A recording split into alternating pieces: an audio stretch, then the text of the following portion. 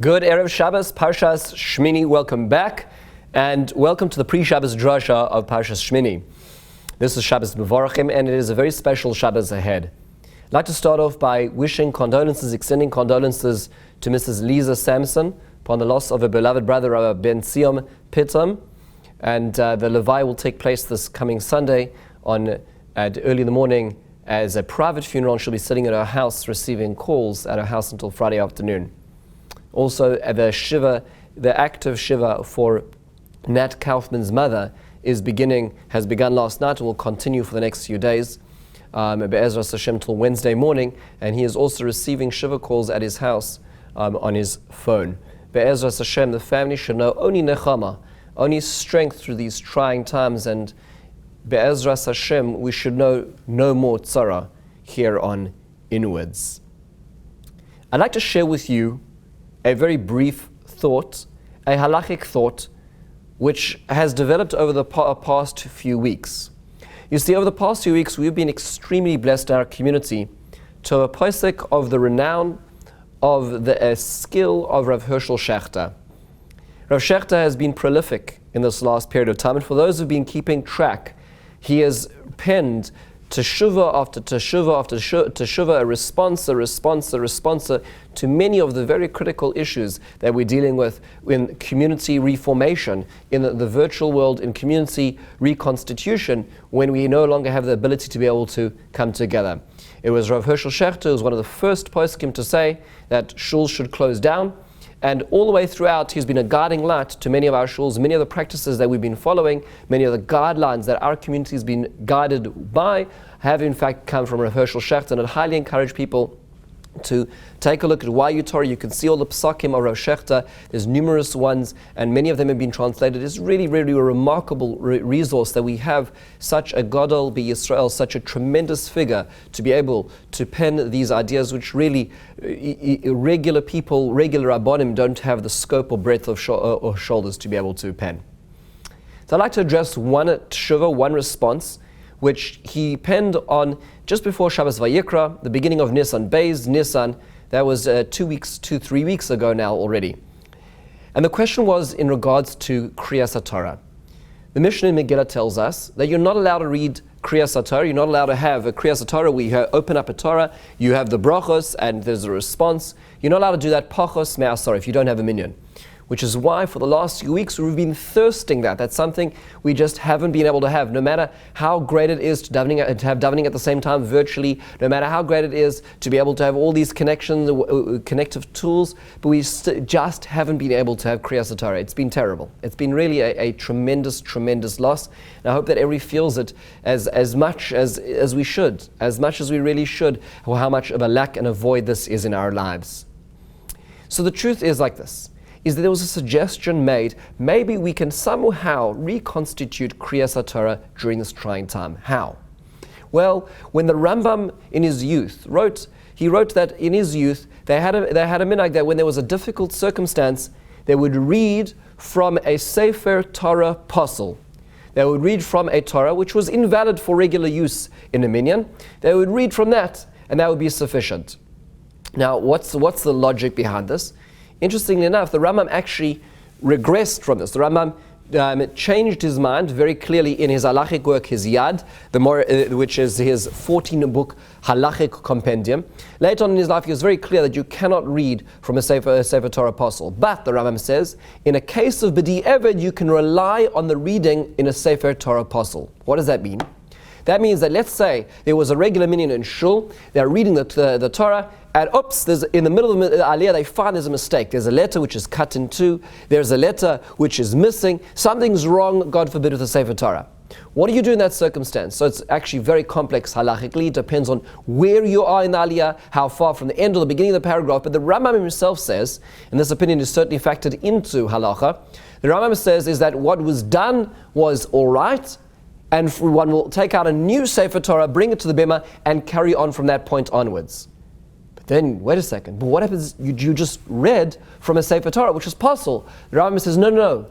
B'di Eved, in a post-facto environment, when I've already done it, I've already lain from the Torah, and now it's afterwards, in such a circumstance, I'm allowed to rely b'di'evet on reading from a Apostle Sefer Torah, which is why there was a suggestion which a number of Achronim, later Poskim suggested, which is maybe in certain instances, let's say we're at a time of Shas Hadachak, a time of very great difficulty communally, and we don't have the ability to be able to lay in from a kosher Sefer Torah. Maybe we could suggest that we could lay in from a Apostle Sefer Torah when it's not possible to lay in from a kosher Sefer Torah. That was the suggestion. Why? Because the Rambam himself said, in a case of b'di'evet, in a case of post-facto environment, I've already fulfilled my obligation in an Apostle Sefer Torah. Maybe Shas Hadachak, maybe a difficult situation would warrant the same halachic application. And the Rav Shechter points out that the Mishnah Berurah and the predominant preponderance of Achronim of later poskim reject this suggestion. The reason is because there's a difference between what we'll call Shas Hadachak, a difficult situation, and b'di'evet, and a post-factor situation. When we've been reading the Sefer Torah, and we didn't know that it was not kosher until we got to that missing vav, God forbid, at that point in time, now I say, b'di'evet, well, what I did which was incorrect is in the past. Then I can in the past rely on what was done. But to say that in the circumstance of trying circumstances, when I'm in a place where I have very little alternatives, in this case, I can't say that Shas Hadachak is keb'di'evet dami. I cannot equate the two. The Mishnah Berurah says, lahalacha. I'm not allowed to in this circumstance say, I can lechatchila, a priori be able to say, I'll pull out an Apostle Sefer Torah where there's no minion in order to be able to lay, because b'di'evet, in the case when it was already done, it's sufficient. That does not work like that. That's what Rosh Shechter pointed out based on the Mishnah Berurah. Fascinating insight into a suggestion which was raised into somehow recultivating some form of Kriyas Torah, even if it be, albeit from Apostle Sefer Torah, in order to be able to create that remembrance. And then Rosh Shechter adds on a fascinating point. This is actually expressed in a later response as an addendum, but I think it's such a fascinating point. And he says, but wait a second, we do see these kind of things happen in halacha. One classic example, when it comes to lulav, do you know how they used to shake the lulav in the times of the Beis HaMikdash?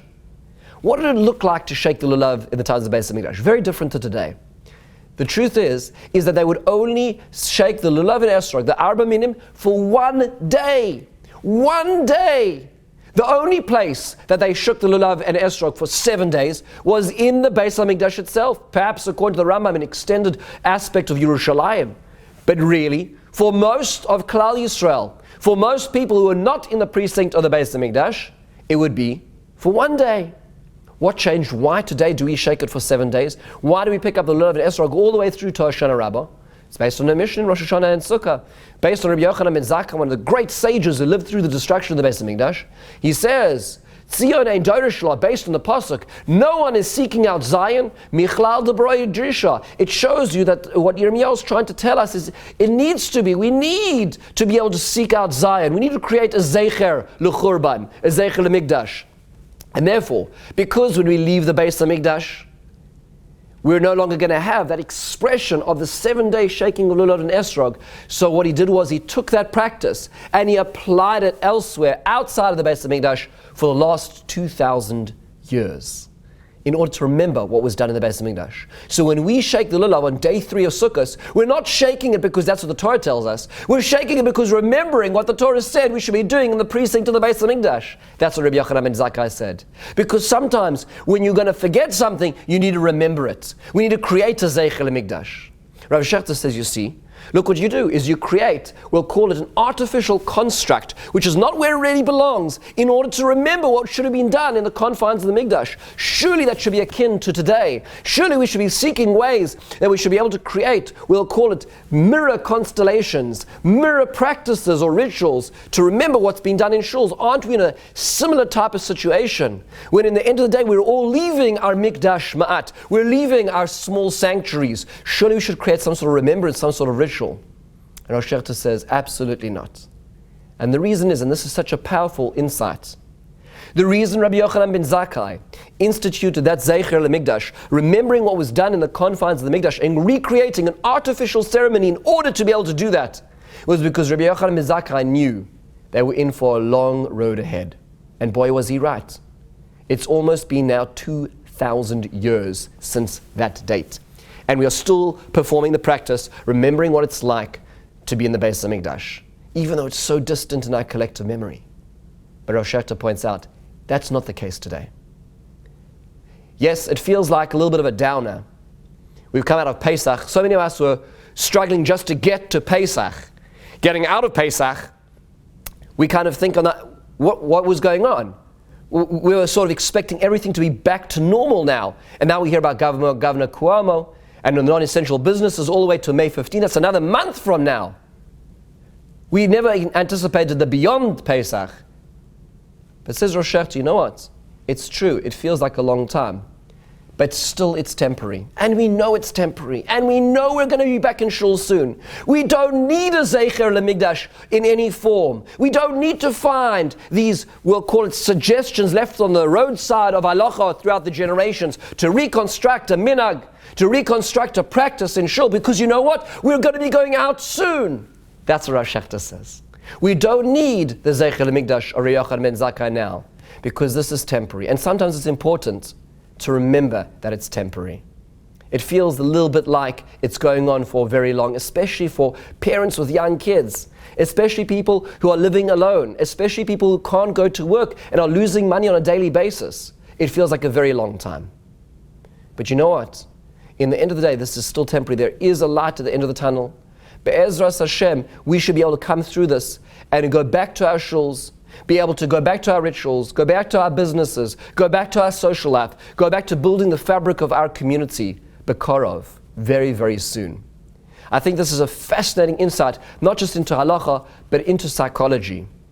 That God willing, this is a sign, this is a very acute sign, that we're not in this for a very, very long time.